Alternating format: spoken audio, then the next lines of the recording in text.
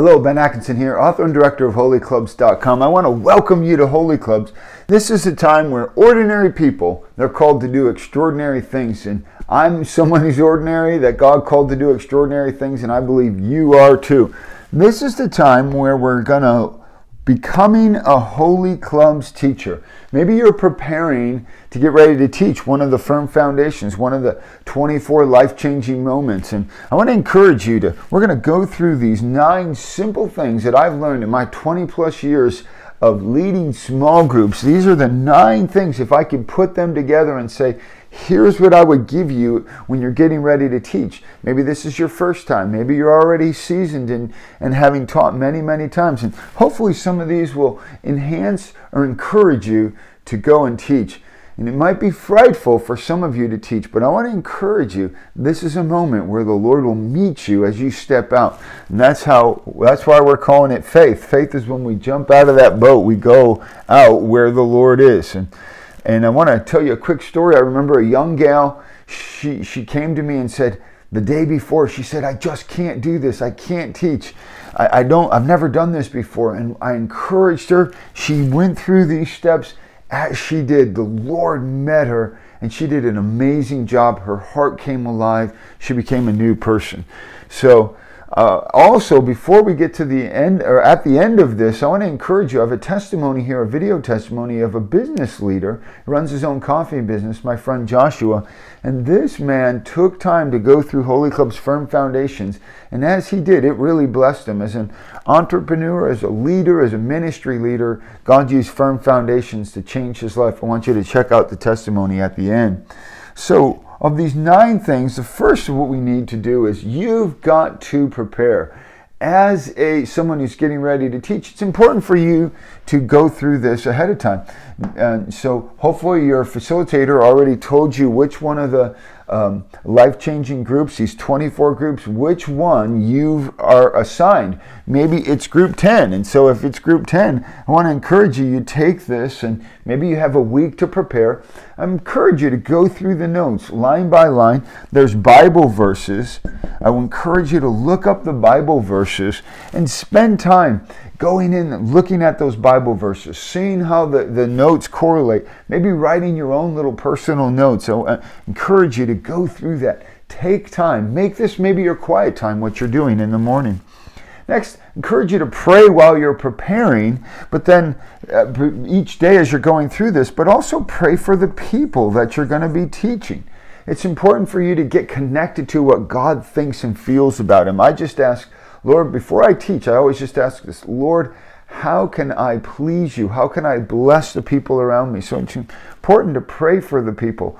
This is how you prepare. You come in with God's heart and you teach from that place. Also, it's important for you to show passion, but don't fake it. And so we don't want to fake it. We want to show passion, and you do this by preparing, but you be connected to the Lord's heart. But you want to have passion. You want to speak with excitement, feel passionate, and take time to be connected in that way to the audience. And you kind of don't want to hide behind your notes and just kind of mumble things. Show excitement. I like to say smile. Keep that smile going. It really, really will help. Next is number 4 is you don't want to compare. You are who you are. They are who the other people that are teaching. Don't compare. Well, I'm not like so-and-so and I'm not like this. God makes each of us different. Just understand that. God made you. Just teach within the pressure, within who you are. Don't feel pressure. No pressure. No pressure to be like someone else. Don't worry about it. Just be who you are. Keep your own style. Next thing is keep your style. God made you uniquely you, and you may teach a certain way. You may speak a certain way. This is who you are. In writing, we call this our craft. In speaking, it's your style. And so within that, we want to present within the features and the uniqueness of who God made you to be. Just each of you is different. That's how it is. Next is stay within the 20 minutes. Why 20 minutes? We want to stay within 20 minutes because, first of all, time is really important for people. Secondly, the content is designed for you to get done in 20 minutes, and everyone else is going to have these same notes you have, so they can look at it ahead of time and they've had a chance to go through it. So 20 minutes, you can get a lot accomplished in 20 minutes, but as you go through these week after week after week, it's important for people to stay consistent. Some people need that consistency. And if sessions go on long and long and long, a bunch of people may not come back. It may become something that's more divisive than not. So stay within the 20 minutes. Even if you're only halfway done, just kind of the last few minutes, just say, this is here, this is what's left. You can look at this on your own. Do the best you can. I always say practice ahead of time to get within that 20 minutes. Next is make eye contact. I like to look at all the people at least one time throughout the teaching that I'm doing. I want to make eye contact with them. Some of you, this may be very frightening, and just look at their forehead or look at their nose or something like that. But you want to look at different people while you're speaking, taking time to just connect with them in a moment. What do you do when questions or comments arise? This always happens.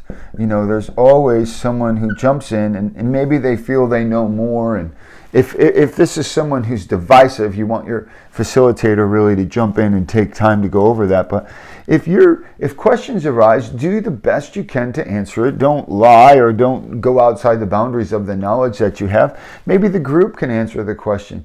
But again, hopefully your facilitator will jump in and help if the questions are beyond your scope of understanding.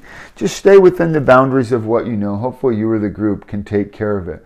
Lastly, what you might want to do as you go through again, let's say you're on lesson 10 and you're going through and you're learning and you're teaching it, and you take the foundational truth that you want to have within there, whether it's about whatever verse you feel to really emphasize. You want to tell a story, and how we do that is first emphasize that truth.